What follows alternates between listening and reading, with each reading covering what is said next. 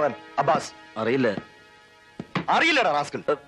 സത്യം 2 ദിവസമായി അബ്ബാസ് ഭായ് പോയിട്ട്. നീ അവന്റെ ആരാ? എന്റെ ഭായിയ. ഭായ് നിന്നെ തൂക്കിയെടുത്ത് അകത്തിട്ടാ മതി.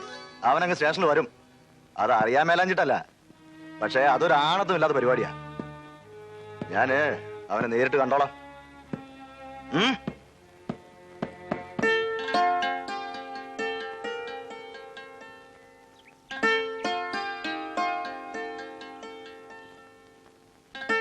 ഇത് ഒരു വഴിത്തിരിവാണെന്ന് വിചാരിക്കണം. വേറെ പ്രശ്നമൊന്നുമില്ലല്ലോ. എല്ലാ ബൂത്തിലും നമ്മൾ ആളുകളുണ്ട്. നമസ്തേ ജി.